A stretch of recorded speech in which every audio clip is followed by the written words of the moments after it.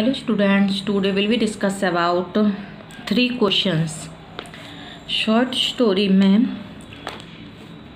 3 questions जो कि लियो Tolstoy ने लिखी है.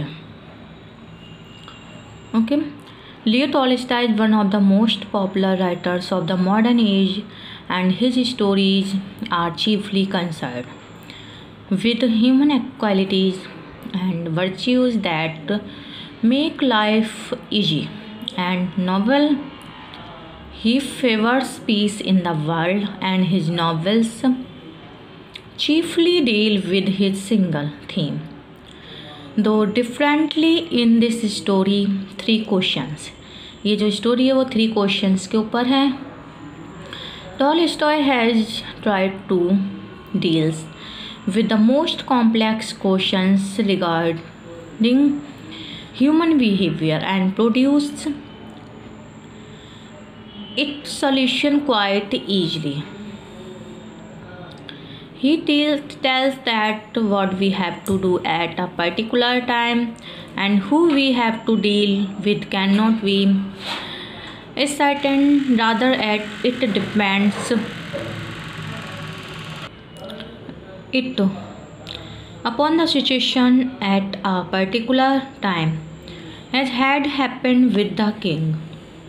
He wanted the answer him in a satisfactory answer. All of them produced different opinion, and so nothing was settled. When he visited, the hermit asked him the same questions repeatedly. He simply kept silence and let the king know it by himself. ये story एक राजा के ऊपर है जिसको 3 questions पूछने होते हैं.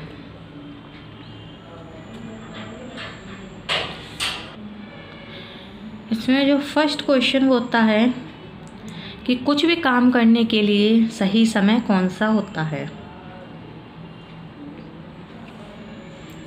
कुछ लोग कुछ बताते हैं, कुछ अलग से बताते हैं.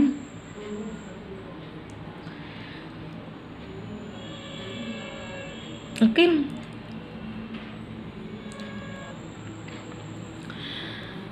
राजा अपने दरबारियों से 3 क्वेश्चंस के आंसर जानना चाहता है, लेकिन सबके अलग अलग जवाब होते हैं. फिर उसके बाद वो एक साधु के पास जाता है.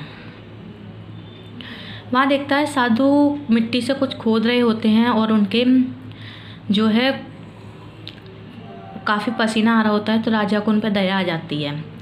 साधु कुछ बोलते नहीं हैं. राजा उनसे अपने 3 क्वेश्चंस के जवाब मांगते हैं, लेकिन साधु उनसे बात नहीं करते. वो चुपचाप अपना काम करते रहते हैं.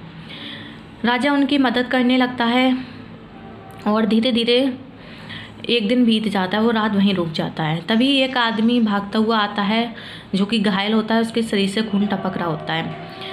तो राजा और साधु उसकी मदद करते हैं और उसका जीवन बचा लेते हैं.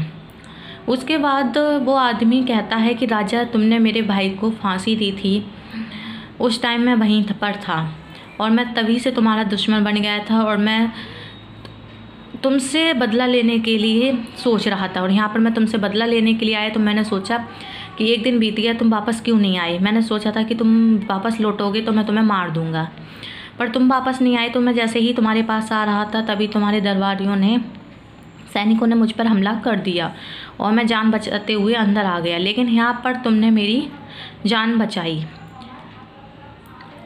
ठीक है, तो फिर यहाँ पर जो है राजा पूछता है साधु से कि मेरे जवाब दीजिए, मेरे प्रश्न के जवाब दीजिए. तो साधु जो है वो उसका यही जवाब देता है कि देखिए, जो इस समय हो रहा है वही सत्य है. कुछ भी काम को शुरू करने के लिए राइट टाइम प्रेजेंट है, वर्तमान है. इस टाइप से वो तीनों क्वेश्चंस के जवाब देते हैं. ओके, अब हम स्टोरी पढ़ते हैं. It once occurred to a certain king that if he always knew the right time to begin everything, if he knew who were the right people to listen to do and whom to avoid, and above all, if he always knew what was the most important thing to do, he would never fail in anything he might undertake. And this thought having occurred to him, he had it proclaimed throughout his kingdom that he would give a great reward to any one who would teach him what was the right time for every action, and who were the most necessary people, and how he might know what was the most important thing to do. After learning, men came to the king, but they all answered his questions differently. सबने उसके questions के जवाब different तरीके से दिए. In reply to the first question, some said that to know the right time for every action, one must draw up in advance a table of days, months, and years, and must live strictly according to it. Only thus said they could everything be done at its proper time.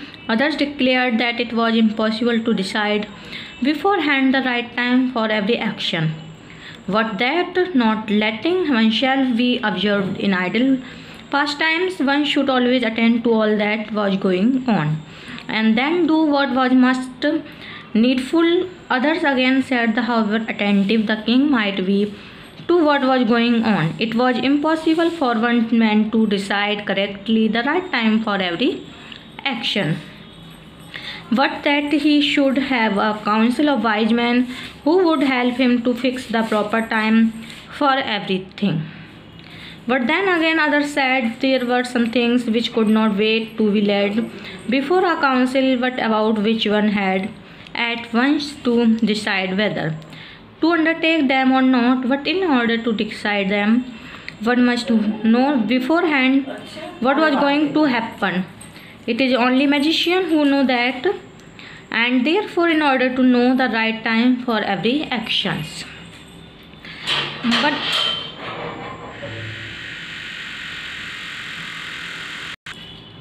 one must consult magicians. Equally various were the answers to the second questions. Some said the people the king most needed were his counselors, others the priests, others the doctors, while some said the warriors were the most necessary. To the third questions as to what was the most important occupation, some replied that the most important thing in the world was science, others said it was Guerrilla warfare, and others again that it was religious worship.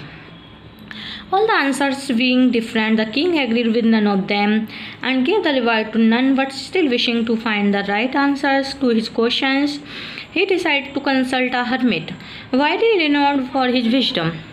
The hermit lived in a wood which he never quitted, and he received none but common fog. So the king put on the simple clothes, and before reaching the hermit's cell, dismounted from his horse, and leaving his bodyguard behind, went on alone. When the king approached, the hermit was digging the ground in front of his hut. Seeing the king, he greeted him and went on digging. The hermit was frail and weak, and each time he stuck his spade into the ground and turned a little earth, he breathed heavily. The king went up to him and said, I have come to you, wish hermit, to you, ask you to answer 3 questions. How can I learn to do right thing at the right time? Who are the people I most need, and to whom should I therefore pay more attention than to with the rest? And what affairs are the most important and need my first attention? The hermit listened to the king, but answered nothing. He just spat on his hand and recommenced digging. You are tired, said the king. Let me take the spade and work a while for you. Thanks, said the hermit. And giving the spade to the king, he sat down on the ground. When he had dug 2 beds, the king stopped and repeated his questions. The hermit again gave no answer, but rose, stretched out his hand for the spade, and said, Now rest a while and let me work a bit. The king did not give him the spade and continued to dig. 1 hour passed, another. The sun began to sink behind the trees, and the king at last stuck the spade on the ground and said, I come, you wise men, for an answer to my questions. If you can give me none, tell me so, and I will return home. Here comes some are running, said the hermit. Let's see who it is. The king turned round and saw a bearded man come running out of the wood. The man held his hand pressed against his stomach and blood was flowing from under them. When he reached the king, he fell fainting on the ground, moaning feebly.